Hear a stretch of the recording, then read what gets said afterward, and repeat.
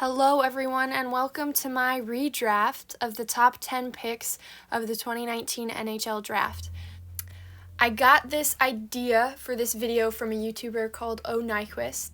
So if you want to go look him up on YouTube and subscribe, that would be awesome. He has some really interesting NHL content. I really love watching his videos, so go give him some love and support. His channel is really great. The rules are pretty simple. I'm just going to take the top 10 picks from this entire draft, the ones I think were the best picks, and put them in order from 1 to 10 and share those with you. Be sure to let me know what you think of my picks. I'm definitely not super well educated in all of this. This is just my opinion. Also, I am basing my answers on mainly this season for these players, which sounds a little like not fair, but most of these guys are actually rookies this year or are in their second season or their second full season. So I think that judging them mainly on this current season isn't really that unfair. So before we jump into it, let's look at the original top 10 picks from this draft. First up, we have Jack Hughes being drafted first overall by New Jersey. Second overall is Kaapo Kakko to New York. Third overall, Kirby Dach goes to Chicago. Fourth, Bowen Byram to the Avalanche. Fifth, Alex Turcotte to LA. Sixth, Mort Seider to Detroit. Seventh, Dylan Cousins to Buffalo. Eighth, Philip Broberg to Edmonton. Ninth, Trevor Zegras goes to Anaheim. And 10th, Vasily Podkolzin goes to Vancouver. And I most likely just butchered his last name, so I apologize for that. But yeah, so this is the original top 10 overall. Most of these guys are recognizable names and are playing in the NHL, but there are a couple of them that actually have not done much in the NHL in their careers. Before we get into my top 10 redraft, I do want to shout a couple guys out who didn't quite crack the top 10, but I kind of wanted them to make it. Alex Newhook, Peyton Krebs, and Nils Höglander. All three of these guys are really great, playing really solid for their teams, and I really wanted to find a spot for them, but there were just so many good players in this draft, so I just wanted to give them a little shout out before getting into it. So for my redraft, I decided to go to start with pick number 10 and work my way up to number 1.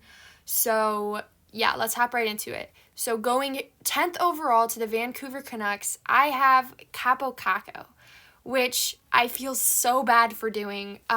But in all honesty, I'm going mainly by this season, but even overall, Kaapo Kakko's numbers have been so underwhelming for a second overall pick. In 151 games played, he has a kind of sad 54 points.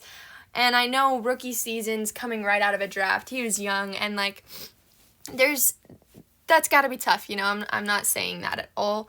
But from a second overall pick, you do expect a lot more. And in this season alone, he has only played 37 games. But in those 37 games, he only had 14 points, 5 goals, and 9 assists, which is very underwhelming for one of your young stars. I feel so bad for putting him in 10th. But I honestly don't think he deserves to be much higher. You could argue for 9th or even 8th, I guess, with the people I have in there. But overall, I had to come to a decision, and it was really hard because I do like Kaapo Kakko, and I think that in the future he's going to be a really good player for New York. But honestly, right now, I have to put him 10th overall, which it looks so wrong to me, and I feel so bad. But, yeah, so New York fans, please don't come at me. But going 10th overall, Kaapo Kakko to Vancouver.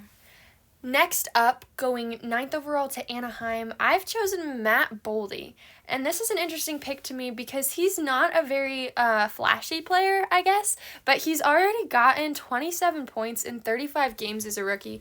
I think that's really impressive, and I'm really interested to see how he's going to integrate more into Minnesota's offense.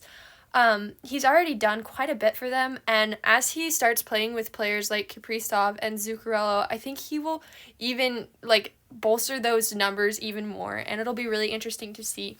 But just as a rookie, having gotten 27 points in 35 games already, that's just really impressive to me. And people might argue that he doesn't deserve to be above Kakko, but I think given performance this year, and also Kakko didn't do that kind of thing in 35 games during his rookie career. Honestly, Kakko overall has only had 54 points in his career. So I just think overall Matt Boldy's game is a little bit more impressive than Kakko's both this year and in their rookie years. So that is why I've chosen Matt Boldy to go to Anaheim 9th overall in my redraft. Next, going 8th overall, I have none other than Kirby Dach. Again, like Kakko, it feels wrong to put him so low because originally he was 3rd overall, but honestly, I couldn't justify putting him any higher. The numbers speak for themselves. In 66 games played this season, he only has 24 points. And overall in his career, he's played 145 games with only 56 points.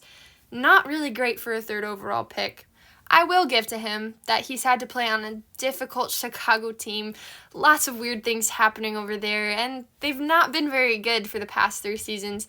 However, as a 3rd overall pick, you would assume that they would be at least a half points per game player by their 3rd season, and that's just not happening for Kirby Dach, which is why I couldn't justify putting him any higher.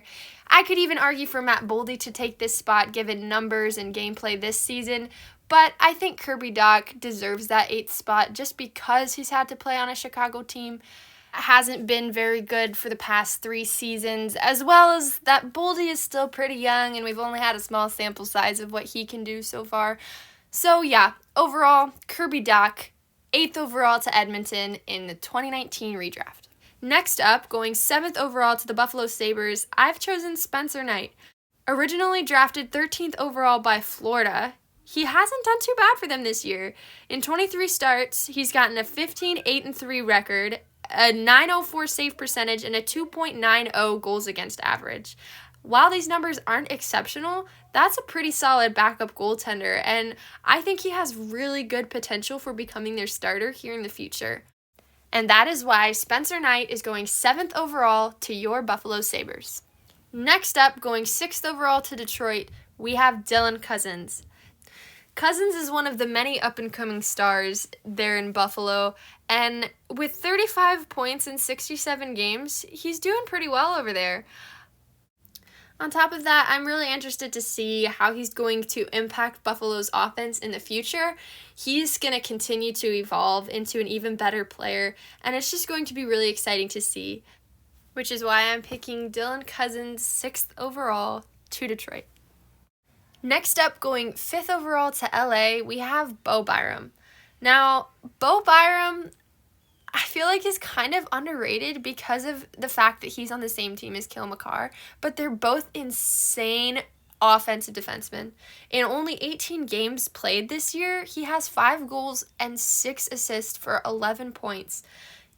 That's ridiculous for a defenseman. In only 18 games? Come on. If he hadn't been out with an injury, he might be up there in Norris Trophy talk. Oh, come on, I'm kidding. But it is kind of a shame that he got injured so early on in the season this year. I'm interested to see how he's going to affect that Avalanche blue line during the playoffs because he's supposed to be coming back here in the near future. It's going to be interesting to see. Honestly, I hate that I have to put him in 5th because downgrading him just feels wrong. But I think when you see my next picks, you'll understand. So, Bowen Byram, 5th overall to the LA Kings. Next up, going 4th overall to Colorado, we have Cole Caulfield. It's a real shame that he only got taken 15th overall, but honestly, what a steal for Montreal. Even though he's only had 34 points in 54 games, this kid's insane. He had a really bad start to his season, and since the recent coaching change, he's been doing phenomenal. And not to mention his rookie playoff campaign with 12 points in 20 games, that is insanely impressive.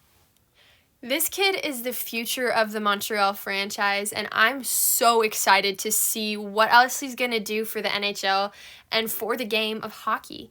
And that is why going 4th overall to Colorado is Cole Caulfield. Next up, going 3rd overall to Chicago, I have Trevor Zegras. With 50 points in 64 games, this kid knows how to get it done. Not only that, but I think his style of play and his personality both on and off the ice is going to draw more people into the sport, especially the younger generation. And I am so excited to see how not only him, but other players like him are going to grow the sport of hockey.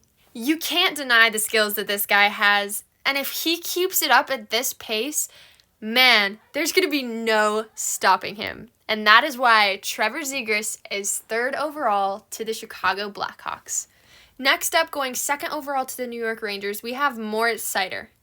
There's no denying that this guy is insane on defense. And not only that, he can put in his 2 cents on offense too.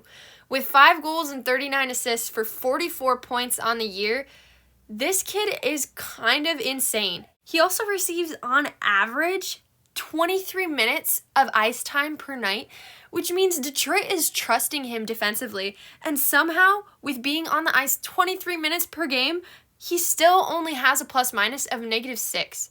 That's really impressive for a defenseman. Like I said with Zegras, if Seider's already doing this kind of stuff in his rookie year, I'm so excited to see how he's going to grow and evolve into an even better player in the future. It's going to be insane to see. So there you have it, Moritz Seider, 2nd overall to the New York Rangers. You guys have probably already guessed it, but going 1st overall to the New Jersey Devils is Jack Hughes. Honestly, I didn't feel any need to move him. I think he's done just about what you would expect from a 1st-round pick. Honestly, he started out a little rough his rookie year, but honestly, being an 18-year-old in the NHL, 1st-round pick, a lot of pressure, who could blame him, right? But he's bounced back really well. In 166 games in his career, he has gotten 108 points. In only 49 games played this year, he has gotten 59 points with 26 goals. He's already been an NHL All-Star. I don't know what more I could say. This guy deserved to be 1st overall, and I don't think I'll probably ever change that. So there you have it, my 2019 top 10 redraft. I hope you all enjoyed, and I also do have to say that these guys have not had nearly enough time to show us all that they're capable of, so I'm sure this will change over time. Maybe Kakko will get bumped up after he comes back from injury. Maybe Dylan Cousins will drop out completely. Who even knows? But this, as of right now, 2021-2022 season, this is my top 10 NHL redraft from 2019. I hope you guys enjoyed. Let me know down below what your opinions are, what you would change, what you agree with. Please don't chirp me too hard, though. I might start crying. Thank you so much. If you got all the way to the end, I very much appreciate it. It is my 1st ever YouTube video. A little rough, maybe. I need to get more adjectives. But thank you for watching all the way to the end. Go follow the Pens and Stuff podcast on Spotify, Apple Podcasts, wherever you get your podcasts. Be sure to subscribe and follow on Instagram, Twitter, all of that. Links down in the description below. Thanks once again so much for watching, and I'll see you right back here next time for another video. Let me know what you want me to do. If you want me to do another redraft or if you have other ideas, I would love to take those ideas and use them. So, yeah. Thanks again. Bye.